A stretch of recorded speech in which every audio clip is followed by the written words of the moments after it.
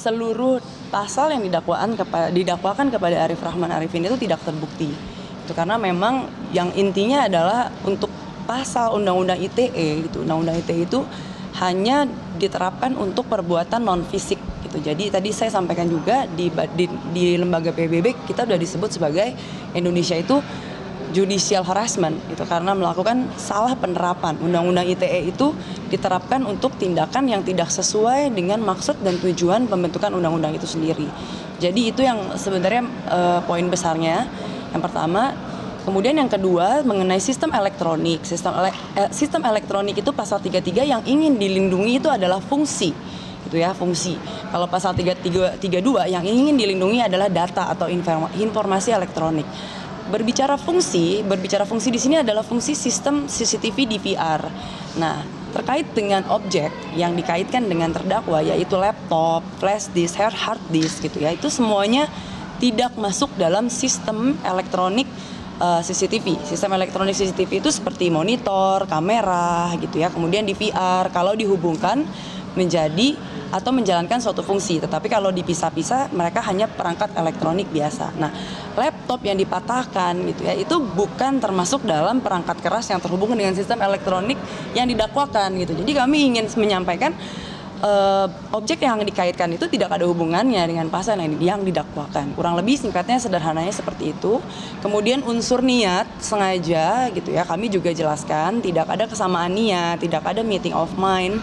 Bahkan jaksa dalam tuntutannya menyebutkan ini ada ancaman gitu. Jadi kalau ada seseorang yang diancam, bagaimana seseorang yang diancam itu bisa dikatakan memiliki kesamaan niat gitu ya dengan orang yang menyuruh.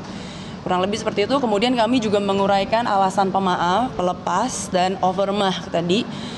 Yang pertama 51 ayat 2 bahwa ada perintah yang tidak sah tapi selama dia memenuhi syarat melakukan ini dengan itikat baik, ada surat perintah dan lain sebagainya, maka dia bisa mendapatkan alasan pelepas pidana. Kemudian overmah, kami menjelaskan bagaimana dia diancam, bagaimana kondisi psikis dia gitu. Kami kaitkan dengan saksi dan ahli yang sudah kami datangkan, itu ahli psikiatri forensik, psikolog forensik, itu kami kaitkan ke situ.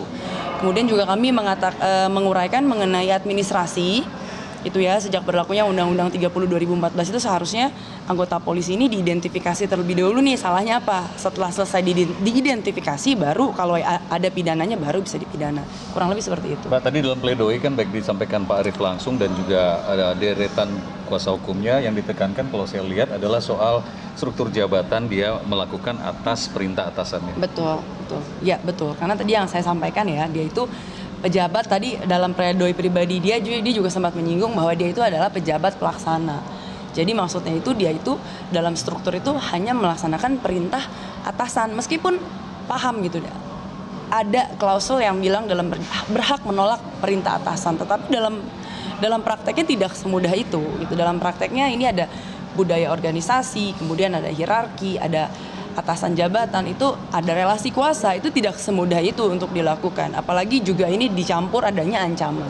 Kurang lebih seperti itu. Dari istri Pak Arif mungkin terkait dengan kasus ini tanggapannya apa? Tadi kan juga saat menyampaikan pledoi pribadi Pak Arif bahkan menangis, ceritakan ada ancaman relasi kuasa mungkin. Dan tadi juga Anda saya sempat lihat nangis. Sedih ya, pastinya sedih karena pastinya sedih karena apa? Anak-anak juga masih kecil. Karena mungkin karena anak-anak masih kecil dan terus juga terutama juga anak saya juga masih ada yang sakit ya, jadi butuh papanya yang pasti. Terus sedang kalau udah ditahan gini kan, dan juga udah sidang etiknya juga udah di PTDH, udah nggak dapat gaji ya Mbak. Jadi ya berat sih, yang pastinya berat karena saya tahu suami saya tuh selama ini kerjanya selalu bilang kerjanya hanya niatnya ibadah itu aja. Jadi dia jadikan kerja itu sebagai ibadah, tidak ada, nggak pernah untuk berpikiran untuk macam-macam yang emang untuk yang aneh-aneh gitu ya. Alhamdulillah memang selama ini kerjanya emang lurus-lurus aja, cuman ya tadi kurang lebih sudah disampaikan juga tuh dalam pledoi kami di bagian penutup. Kami sampaikan bahwa Bapak Arif ini kan usianya sudah memasuki kepala 4 ya, 43. Dan dia itu nggak pernah belajar untuk menjalani profesi lain gitu ya. Dan sekarang posisinya udah di PTDH. Jadi putusan ini tuh sangat berpengaruh karena berapa berat pidana penjaranya gitu ya, berapa lama dia ditahan, itu mempengaruhi apakah dia bisa kembali ke kepolisian atau tidak. Jadi dalam permohonan penutup kami juga menyatakan kami mohon agar majelis hakim mempertimbangkan ini karena supaya dia bisa kembali dan dia bisa bertugas menjadi polisi, karena sejak kecil dan sampai sekarang yang dia tahu adalah ya bekerja itu menjadi seorang polisi gitu. Disuruh jadi cari profesi lain gitu ya, suruh jadi pedagang mungkin kayaknya terlalu tua untuk mulai belajar lagi gitu. Jadi itu yang dimaksudkan dalam pledoi pribadi dan penutup gitu sebagai ya mohon kemanusiaan. Suami Anda ini pada akhirnya seperti dijebak oleh Verdi Sambo begitu. Tadi suami Anda menyampaikan bahwa dia tidak tahu menau tentang skenario yang dibangun oleh Verdi Sambo dan kejadian yang terjadi di Bulan. Tanggapan Anda terhadap Verdi Sambo selaku pimpinan suami Anda?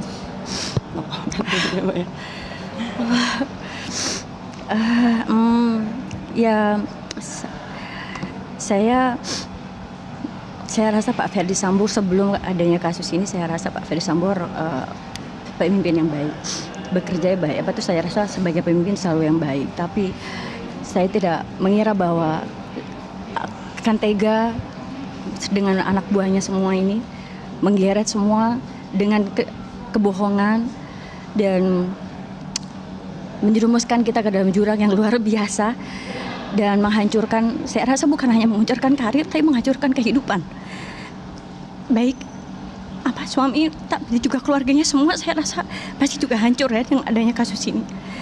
Jadi sebenarnya yang hancur tuh bukan cuma Joshua gitu ya. Keluarga Joshua hancur, tetapi sebenarnya yang hancur itu keluarga Arif juga hancur, keluarga semuanya hancur, keluarga Pak Hendra Kurniawan, Pak Agus, keluarga keluarga Baikuni, keluarga Irfan, itu semuanya hancur. Jadi bukan hanya keluarga Joshua, sudah pasti lah ya itu luar biasa ya, luar biasa. Tapi untuk keluarga mereka juga yang saya lihat juga hancur.